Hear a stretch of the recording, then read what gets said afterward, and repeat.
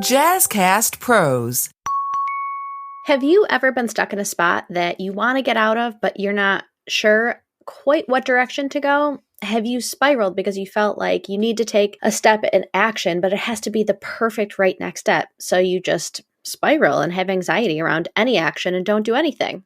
I have been there crying on the floor of not wanting to be in the position I'm currently in, but not sure how to get to where I want to be. And so has my guest, Robbie. She is now on the other side of that in such a beautiful place. And I really wanted her to share her story so that if you are in the middle of that struggle currently, you can see there's light at the end of the tunnel.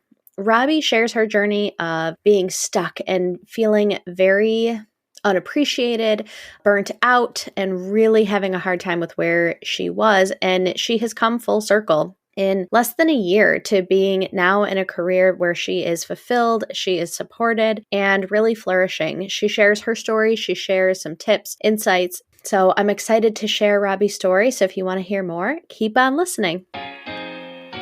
Welcome to High Vibe Table Talks, the podcast to help you, the cautiously ambitious woman, remove mental barriers and take action now so that you can achieve your high vibe desires. I'm your host, Rashawn Hargrave, and I have taken my background of education and my decade of working for a startup and turn it into high vibe masterminds. Every week, I share insights from myself and my guests to help you navigate the messy middle. What's really special is, Robbie, actually, you were my first guest on my first ever episode of High Vibe Table Talk, so welcome back.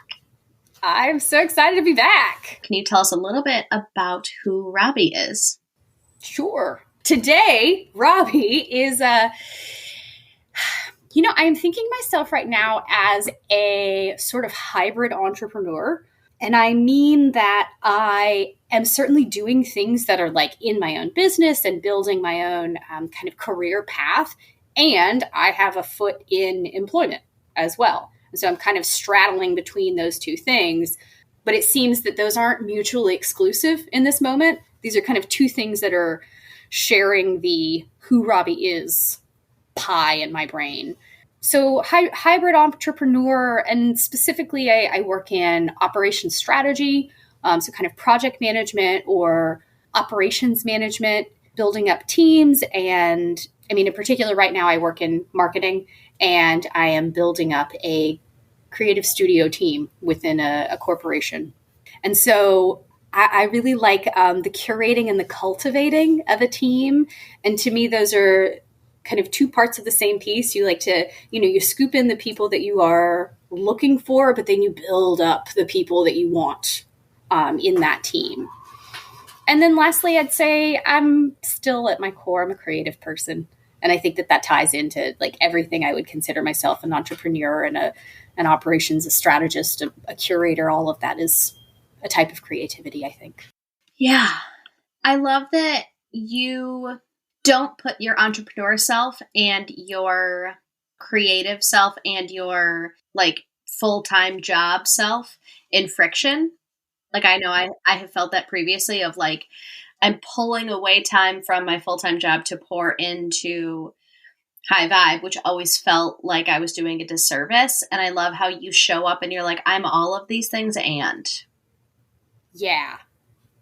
And that's been really kind of the central core of what I'm thinking about is how can things coexist instead of be mutually exclusive? And exactly to that point of like entrepreneurship versus creativity versus employment, like these have felt kind of like mutually exclusive things. You're an artist, and so you go live the starving artist lifestyle is the story I heard growing up. Or you're a businesswoman, and so you go, become a successful businesswoman. But these things, in my mind, have kind of excluded each other. And the subtlety I'm kind of grappling with right now is how do all of these things actually coexist in the same space? And it's messy, but it feels really fulfilling.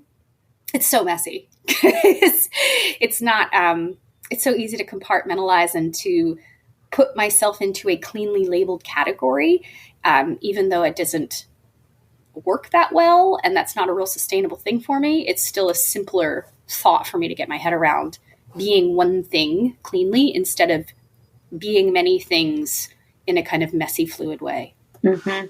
I'm excited to dive into this conversation today because it is going to be different than my other guests, because what I really want the listener to get out of this episode specifically is the full circle moment that you have kind of had, and not to say that your journey is like complete or done, like you're talking about the messy parts that you're still in.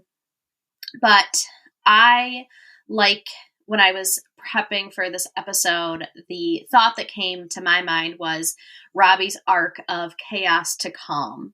And so can you kind of tell us a little bit about like where you were versus where you are now?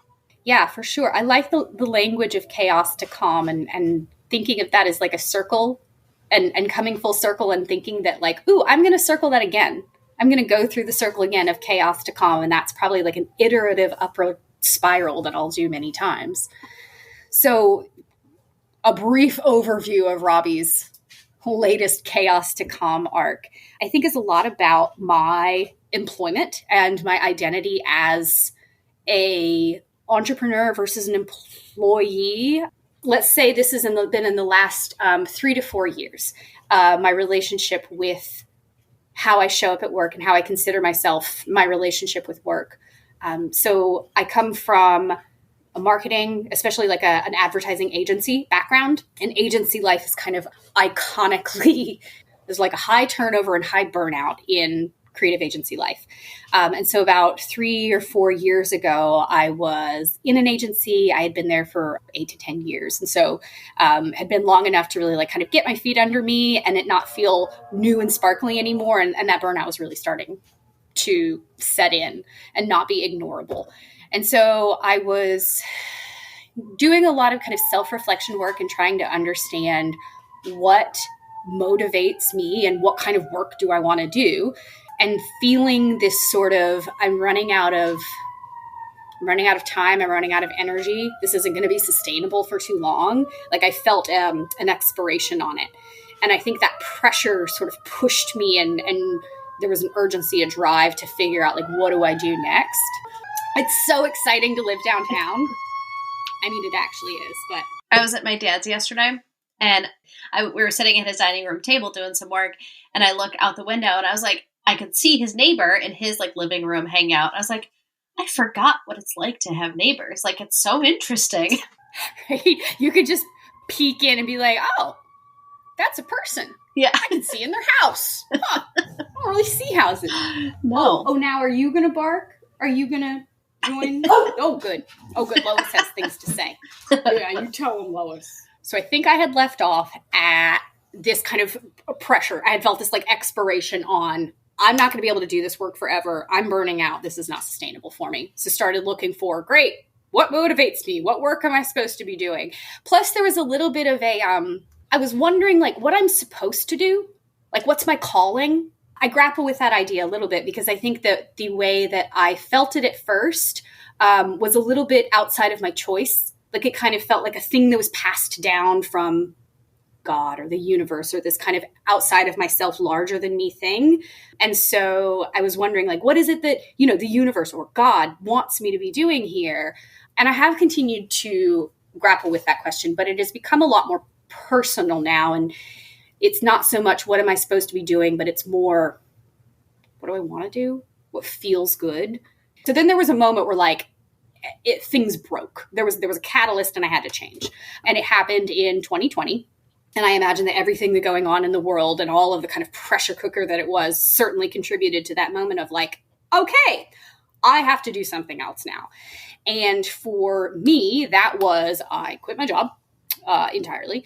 I started working on a individual coaching business. I did that for several months between work and learned a ton. Did have a business, like, had clients, and it was not a replace my income sustainable business, but it was a business, and it was a thing. It was a step to take. I felt so stuck in this work, and it was a really toxic work environment. And I don't think I even realized that's what it was until I was out, because it was normal, or at least it was common, and it was toxic. It's both. Right. It can be very common and still be toxic. All right. So I went through that time of kind of a huge jump. It felt like jumping off a cliff. It truly did. And I had a couple months between employment where I was focusing on that kind of entirely Robbie as an entrepreneur. And then I needed money. And so started looking for, okay, what can be my next step that feels like a step forward, that doesn't feel like going back, but it was sustainable. Like at that moment I needed money. And so the thing I needed to go find was something to pay me. And so then there was a really interesting point in here where I started working at an agency for a couple months as a freelancer, but I had a lot of nervousness about being an employee. Like I didn't want to be hired full time because that felt like a commitment and felt like I was going back into this sort of work. So for almost a year, I worked with this company as a freelancer because it felt like that was the kind of freedom and the autonomy that I needed in my life. And about a month into my time at this new agency, I got a job offer. And it was good money and it was a permanent position. And I was a little bit fascinated by it. And I took it. And then 2 weeks into that job, I just felt like I was at the wrong cafeteria. Like I looked around at my employees and I was like, this just isn't it. This just isn't it for me. And that scared the shit out of me because it felt like such a dumb move and kind of embarrassing. I felt so ashamed by that too. Ashamed that like I'd taken this job and then I'd like changed my mind and said like, oh, okay, this isn't the right job. And I didn't get it, but I did trust it. And in retrospect, I think I get it more. And I think what I got out of staying at the first agency instead of moving to this second agency was the first agency allowed me space for creativity. And that's the thing I wanted at that moment. I had the freedom to travel. I had the freedom, like meaning work remotely. I had the freedom to spend time on creative projects where culturally at the second agency that I was at for only a few weeks, the expectation was that you were a work person. Work was the focus, whereas at the agency that I ended up staying at, they had a better understanding that work supported you. Now, that is all background for what ended up still being a really toxic work environment. So we're now deep in the chaos arc, right? Let's get us into calm. How do we get here? So over the past 6 months, I'd say I have been arcing into calm. And that started by yet another job move. I moved out of agency life. I've moved into in-house. I work at a corporation now instead of at a creative agency. And I'm still doing similar type of work, but because it's at a corporation instead of an agency, there's just a different type of work culture. It's not quite the constant urgency. And that has given me space. And here's where I think I'm getting to this. That has given me space to think about myself as something other than an employee. So I've started to think about myself as an expert or as a consultant or as a free agent. And there is something like fundamentally different about that mindset. And that I think has been like the huge pivot for me is that mindset shift out of employee. There's autonomy in that. There's choice. There's something similar to entrepreneurship. It's not quite the same, but part of what I love about entrepreneurship is the autonomy, is the self-direction, is the choice, is the strategy that I can put into it. And as an expert or a consultant, it's some of that without being the business owner. Mm-hmm. And what I really want to highlight about your story is two things. First, I know I have felt this when I have felt like really stuck and confined and unhappy and burnt out, is I felt like my next right step had to be perfect. It had to be the right step. And that is so much pressure and can spin you out because you feel like, I don't know if it's the right step. And what I heard in your story was you took what you thought was the next right step and then were like, this was not it. Yeah. And initially there was some shame around I went backwards, I did the wrong thing. But I think that the momentum and the realization of that it was wrong and you could figure out why it was wrong is so powerful and freeing of like, it doesn't have to be the next perfect right step. It doesn't have, like, momentum is a step in whatever direction it needs to be. Oh, that's good. Momentum is a step. Yes, 100%. You're spot on around the fear that I felt of kind of the enormity of taking a step. It felt like, yes, the next step had to be perfect because it was kind of locking me in on my career. I've had a lot of fear around like pigeonholing myself or narrowing my options as I progress through my career, which I actually think this is the opposite. And I don't know if this is mindset or the way that I've chosen to acquire skills, but I think that as I move through my career, I have opened my options because I'm learning a variety of things, and the variety I think is important, that it's not all in a niche area. Instead of that being a hodgepodge of skills that you can't really turn into anything that makes sense, so you really only have one option. No, in fact, the hodgepodge gives you a unique hybrid that like no one else probably has, like my experience, my skill set. And so this idea that you've got to take the right next step or you're going to get stuck or you're going to get locked in, there's no options. I just think that that's like a misnote. That's a wrong idea. Mm-hmm. Yeah. And, I also think that you're spot on like motivation is the next step. That is the right direction. Because when like you said, when I took this job and I realized like, oh, this is not it. I gotta go somewhere else. It took me out of stuck. I wasn't stuck anymore. I'd made a move. I'd gotten the feedback from it, which was, ooh, nope, not that. And so I could keep going. Yeah. A lot of times it's like you're either an entrepreneur or an employee, and there is an other. Yes. And the other is creating space for synergy between both of those, because it's not like, okay, I have my employee hat on, and in order to be an entrepreneur, I have to take that off and put my entrepreneur hat on. Whereas you can be wearing both of them, and as you're learning stuff as an entrepreneur, it's making you a better employee. As you're learning stuff as an employee, it's making you a better entrepreneur, and they can fluidly mesh together. That's really important. This idea that they feed each other and that they're not like two distinct entities. They really braid together. Something that I have struggled with is identifying success or failure with being one or the other, meaning, oh, wow, and it can change. So meaning as a college student, young adult, the kind of narrative I grew up with in my family was that success looked like traditional career progression. And that entrepreneurship was it was just a very unsafe, like, I don't think we knew successful entrepreneurs. And so it was another form of starving artist. And so there was a successful and there was an unsuccessful, and there was like a good and a bad. And I think that learning to see how those flow together, it opens up a lot of opportunity, and it enables one to feed the other. Exactly what you're saying, that like being a entrepreneur makes me a smarter element of a larger business.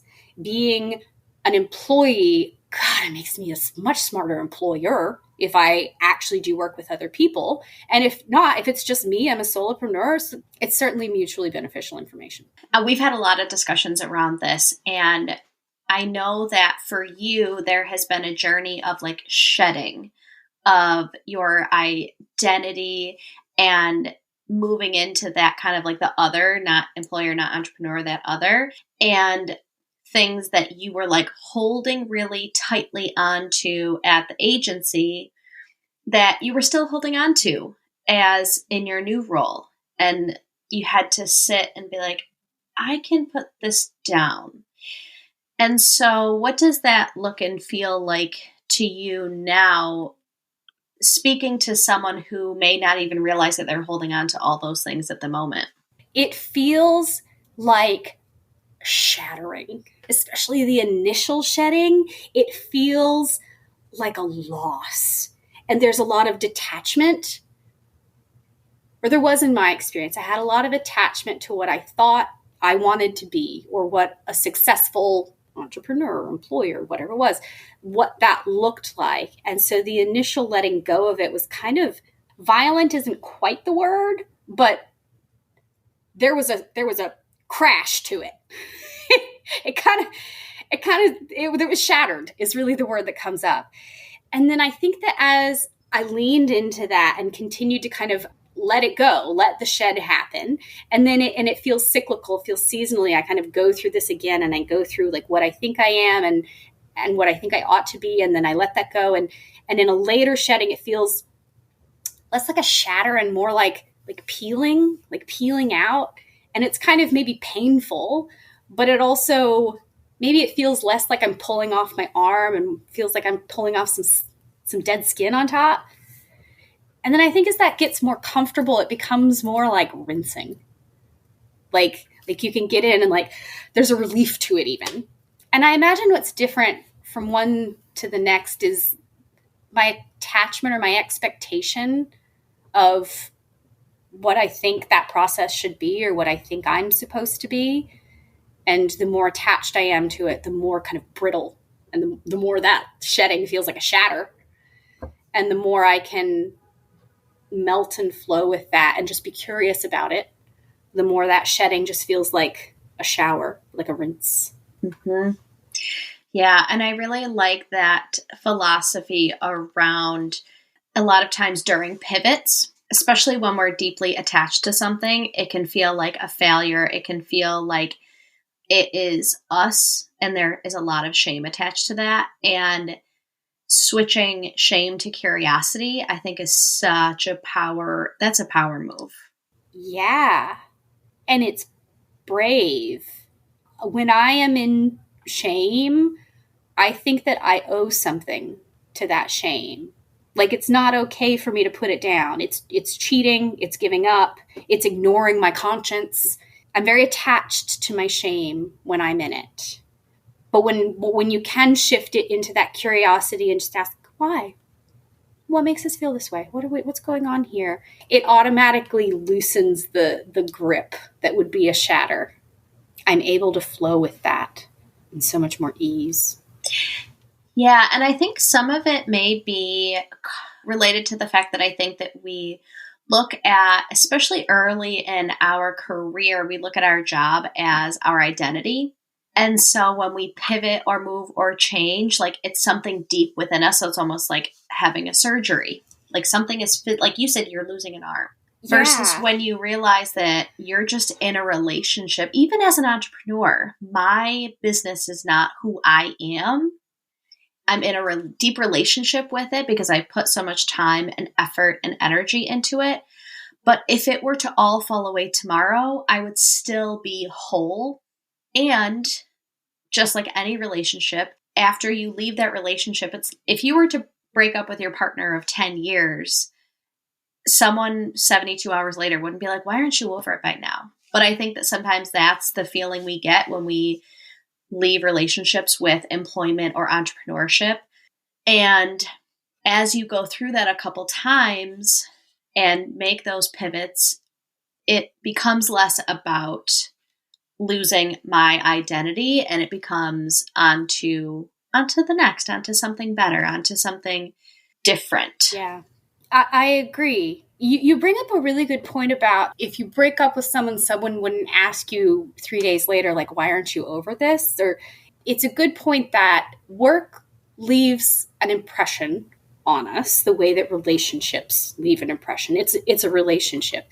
And when your formative relationships are toxic, that becomes what you expect from relationships. When your formative work experiences are toxic, that's what you expect. And that's what I expected. I grew up in urgency, rush, lack, really like a scarcity culture.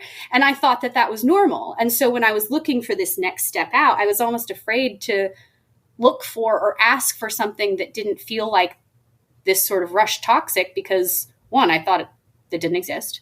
Like everyone works like this. That's not true. And two, I thought it was like necessary almost. Like this is a necessary part of work. And I think that even continues to bleed into my current work situation. While I am, it's better.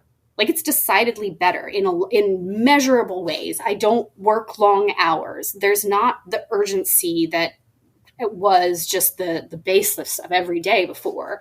And at the same time, I catch myself kind of falling into these, wow, they're almost like abuse patterns, really, because it's these fear, self-protection mechanisms that I fall into, where I get really nervous about whether I'm doing enough work throughout the day, or if someone's watching like my little green dot on Teams and making sure, like, am I online enough? And that I hear myself say that, and that's like a really employee type of thing to say, I think. There's a lot of surveillance in it. There's a lot of, I have to prove my worth. I have to prove that they're getting, this full value out of me that they have paid for. When my actual role here has shifted into, I was brought on to fulfill a task, basically. And so I am doing that, and I'm doing all the pieces of that task. But when I have some space in my day, it scares me. I feel like I'm supposed to be doing something. And I think that's kind of a remnant toxic trait of these formative work relationships I grew up with. It's not the case anymore, but I'm still kind of reacting to this echo and having to work that out of my system. And I don't know that many work environments will make that change for you, for employees. I think that the system of work, especially in a kind of capitalism, big business, profit-centric society, I think that those systems of work are structured to squeeze value, because that's how we get profit. And maybe inherently there's nothing bad with that. I don't know. But what ends up happening is that companies squeeze people. So to create space around the squeeze, the person's got to do that. I see companies trying to, but I think that what I'm learning is that I can't look to the company to fix it.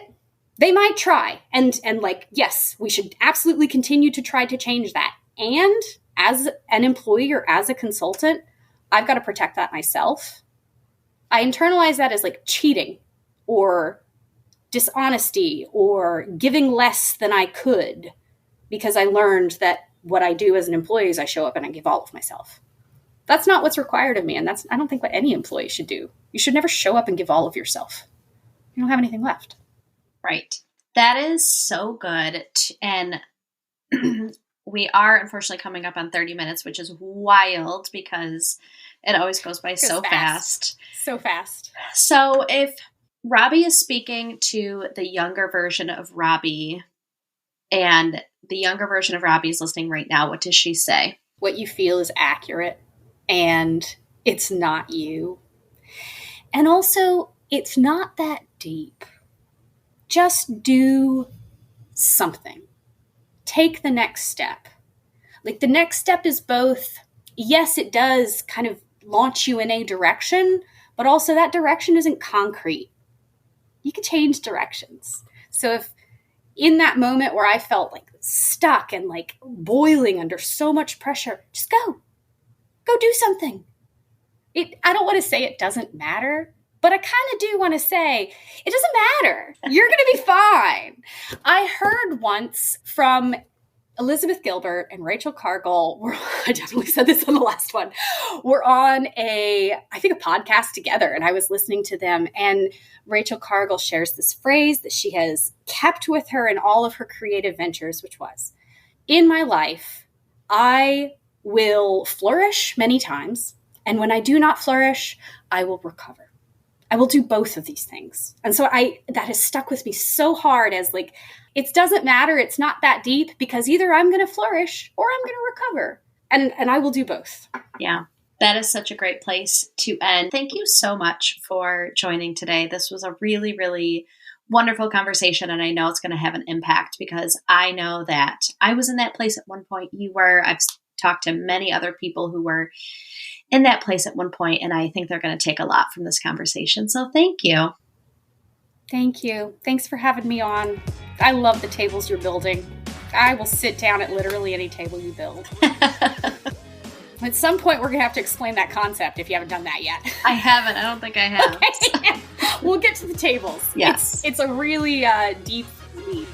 If you like this podcast, High Vibe Table Talks, don't forget to subscribe. We will see you next week. And remember that big dreams and small steps will transform your life.